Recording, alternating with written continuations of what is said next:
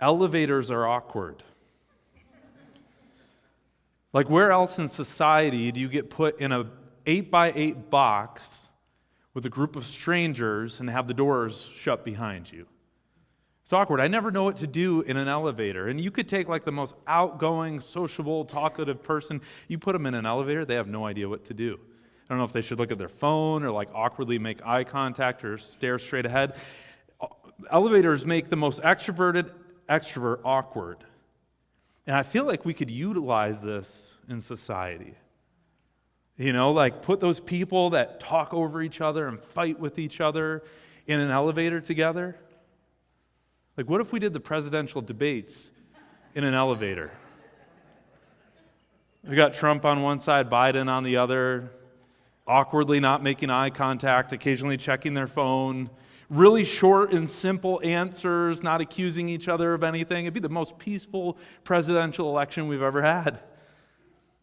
Or you have, that family member who comes out, and they're always causing trouble at Thanksgiving with that other family member that has different views than them. Just invite them to Thanksgiving in an elevator next year. Mashed potatoes and gravy, it will be the most peaceful Thanksgiving meal you've ever had.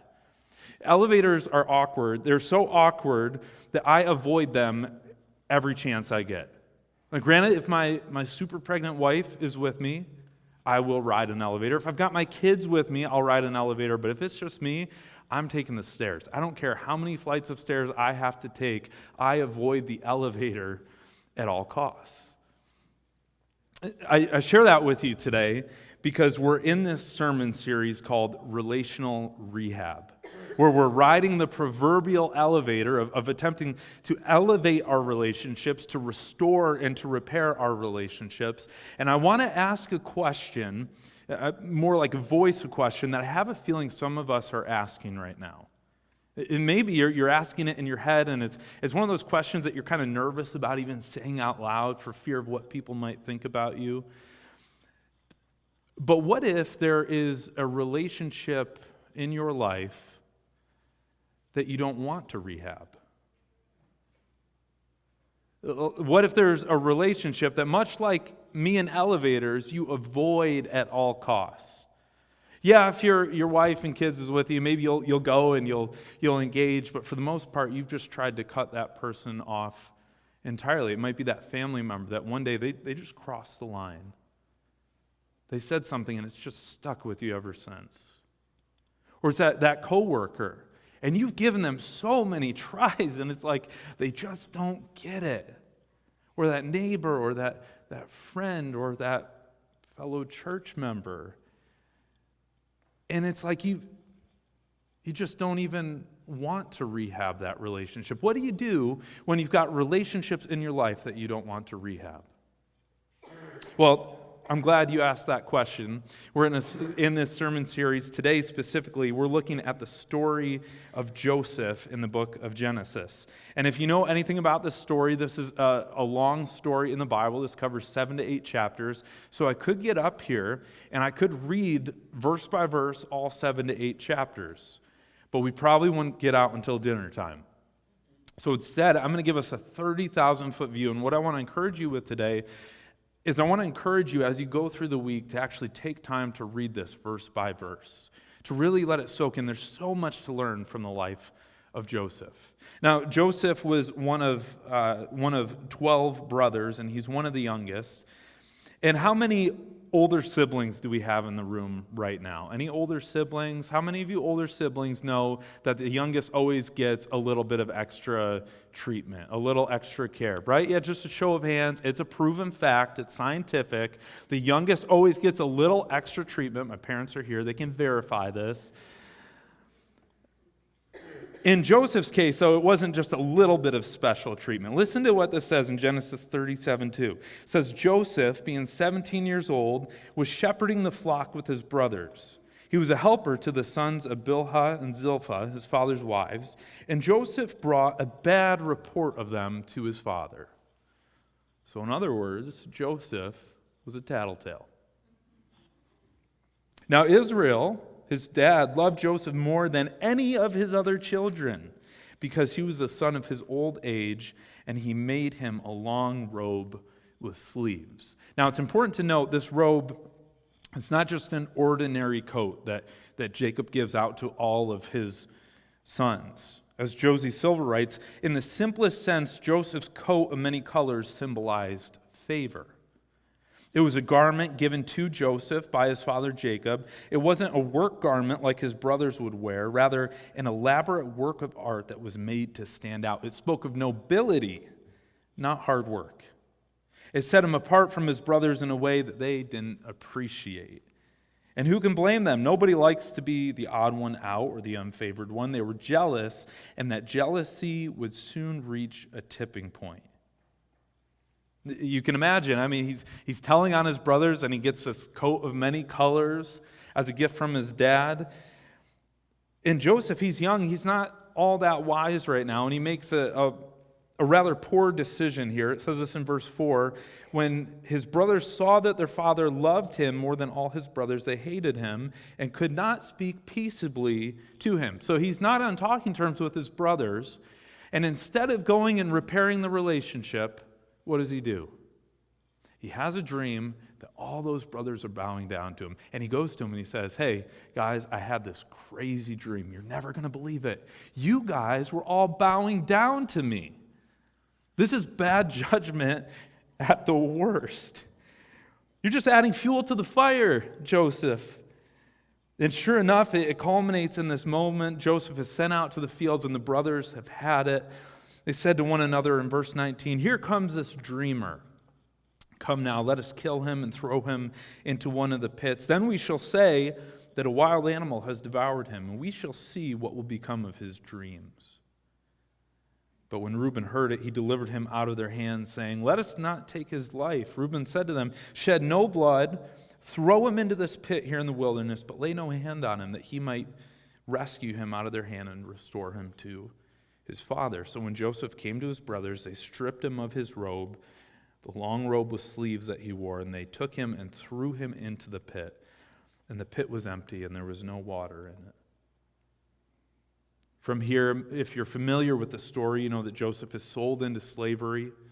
His brothers claim that he was killed by a wild animal. He's, after being in slavery and kind of rising through the ranks in Potiphar's house, he's wrongly accused of making advances on the master's wife, which lands him in prison. I mean, Joseph is truly in the pit.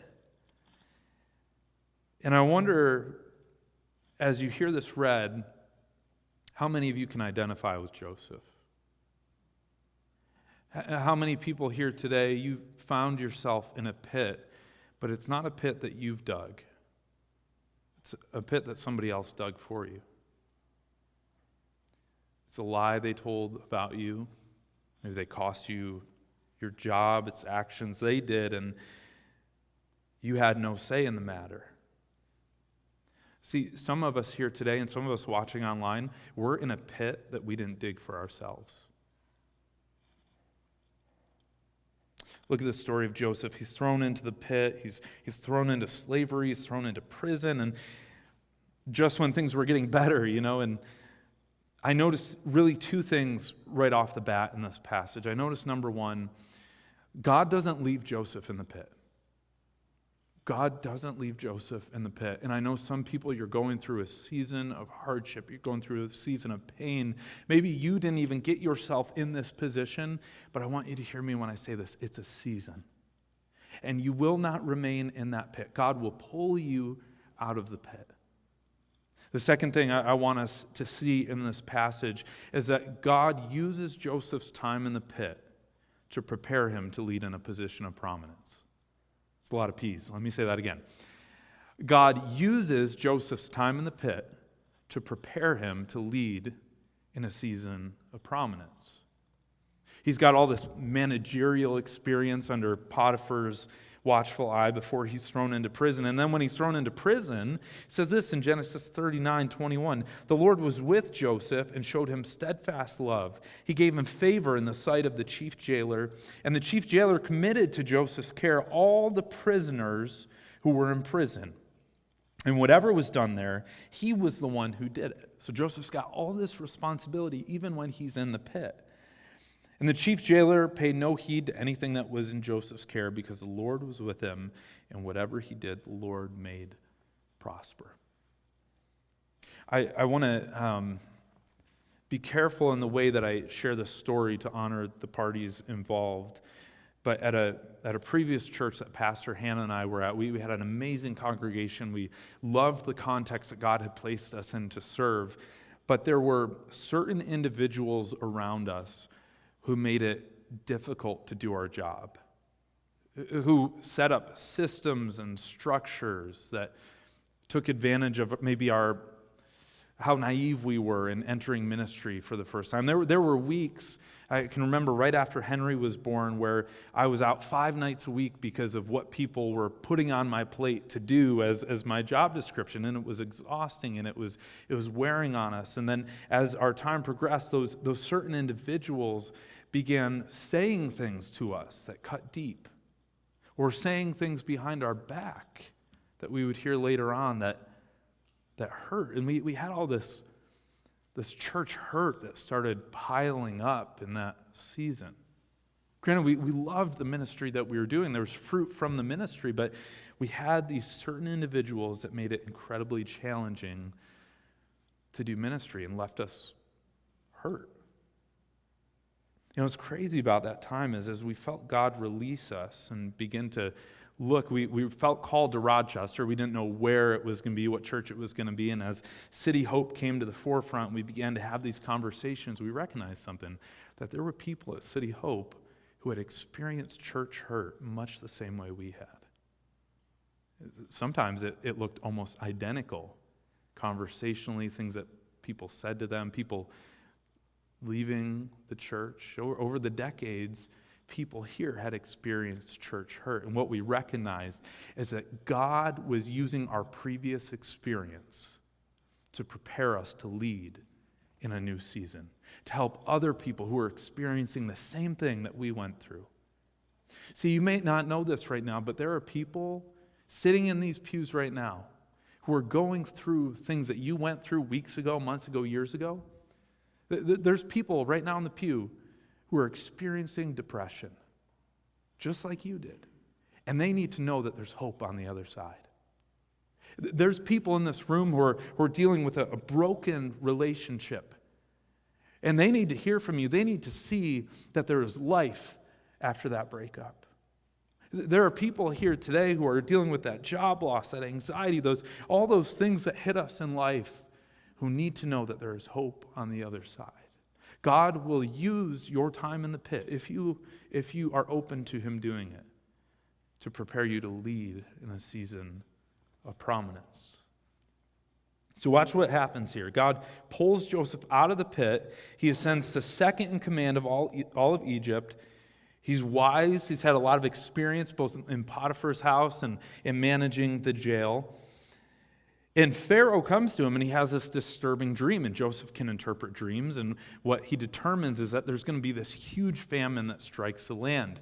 And given Joseph's experience, he's prepared for this. He prepares these storehouses, and he's able to manage saving up enough food for 7 years, for a 7-year famine. This is significant. This is all of Egypt. God truly used his time in the pit to prepare him for this moment. And people start coming from all over the Middle East and all over the surrounding areas to get food, because Egypt is the only place with food. Everybody starts to come, including his own brothers, the same people that threw him in the pit. Look at this. Chapter 42, verse 6. Now Joseph was governor over the land. It was he who sold to all the people of the land. And Joseph's brothers came and bowed themselves before him with their faces to the ground. When Joseph saw his brothers, he recognized them, but he treated them like strangers and spoke harshly to them. "Where do you come from?" he said. They said, "From the land of Canaan to buy food." Although Joseph had recognized his brothers, they did not recognize him. And Joseph also remembered the dreams that he had dreamed about them. He said to them, "You are spies. You have come to see the nakedness of the land." And they said to him, "No, my Lord, your servants have come to buy food. We are sons of one man. We are honest men." Not so much. "Your servants have never been spies." But he said to them, "No, you have come to see the nakedness of the land." And they said, "We, your servants, are 12 brothers, sons of a certain man in the land of Canaan. The youngest, however, is with our father now, and the other one is no more." Can you imagine how much that stung in that moment?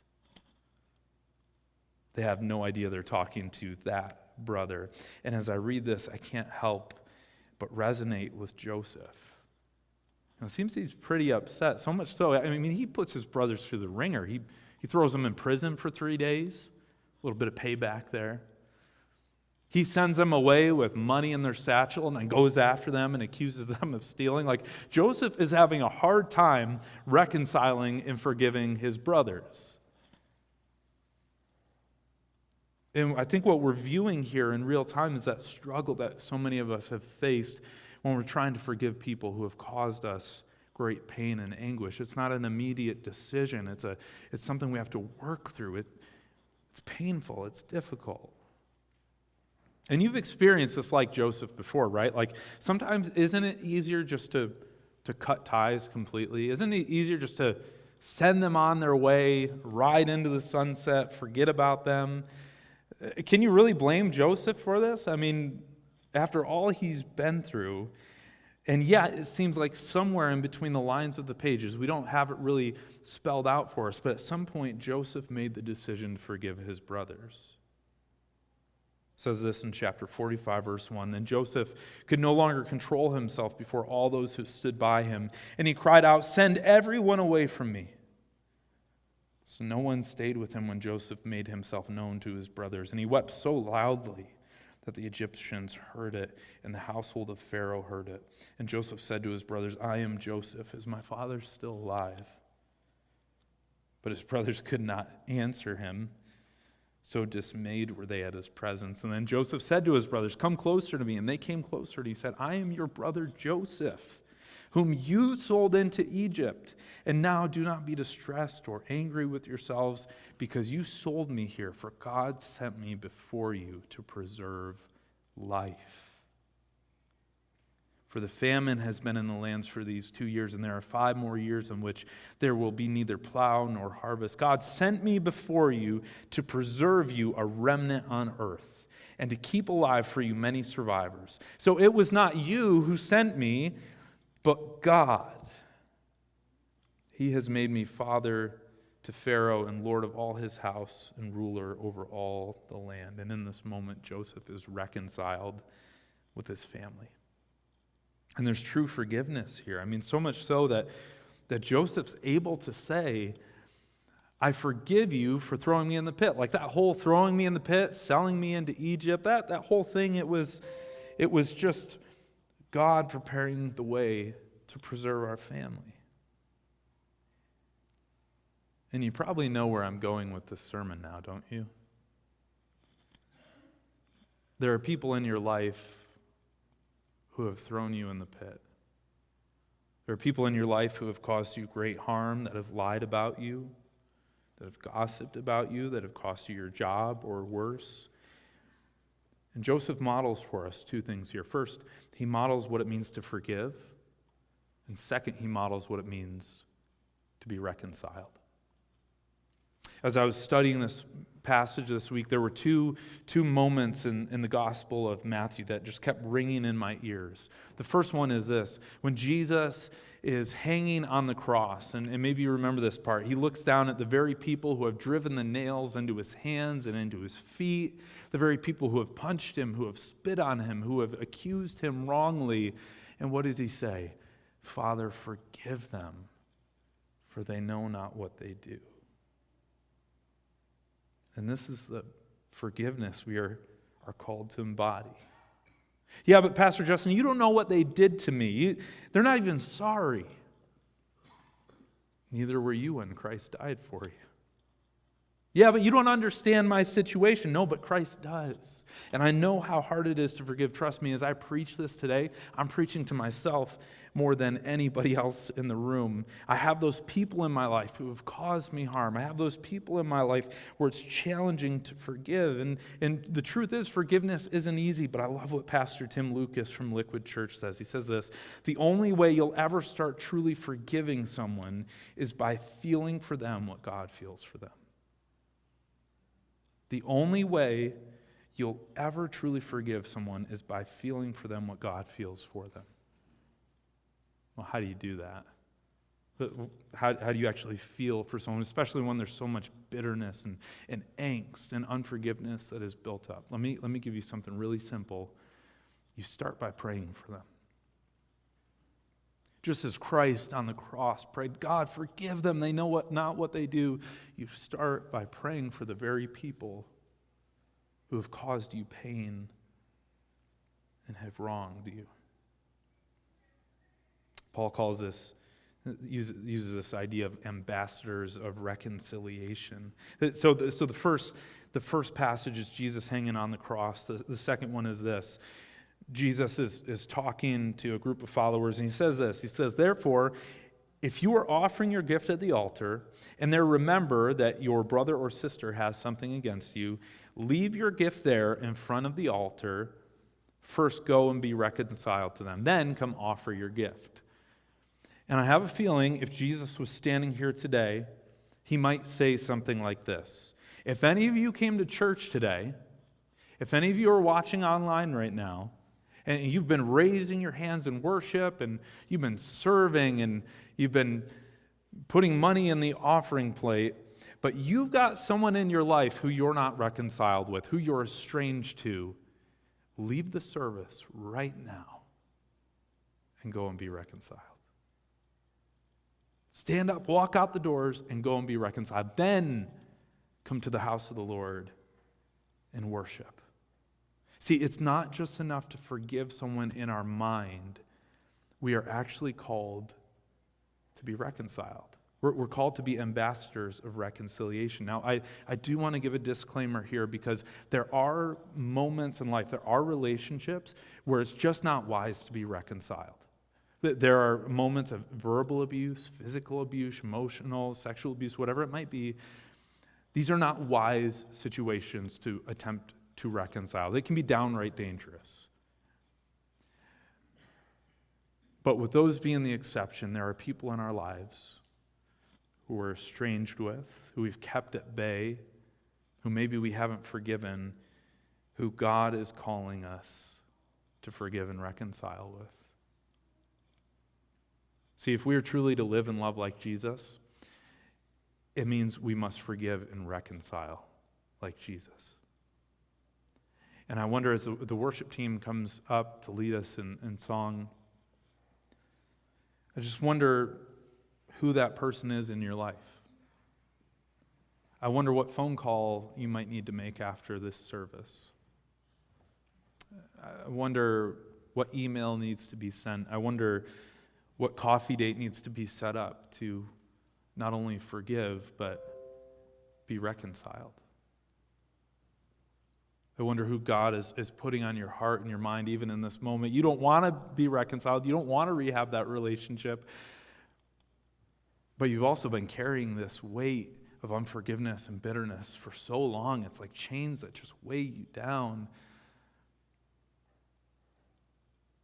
I wonder what it would look like if we took Jesus' teaching seriously and we actually became ambassadors of reconciliation.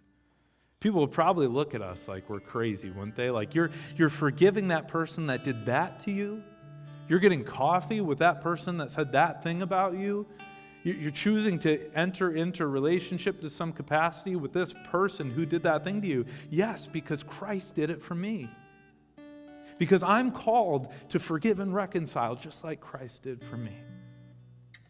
Church, as we go into this time of worship through song, I want to challenge us to get a little bit uncomfortable, because I know even as I preach this message, there's people that are coming to my mind, there's people that are coming to your mind, and I know it feels overwhelming, I know it feels hard, and if you need prayer today, If you need to come to the altar is open. And I just encourage you, get a little uncomfortable, come to the front. I would love the privilege to be able to pray over you. We have board members here who would love to be able to pray over you. We know it's not easy, but through the strength of Christ, we can forgive and be forgiven. So I'm just going to ask that you take a posture of worship and whatever is most comfortable for you in this next song, whether it's sitting, maybe it's standing, coming to the altar. And let's allow God to do a deep work in us and through us to help us live and love like Jesus. Let's worship together through song.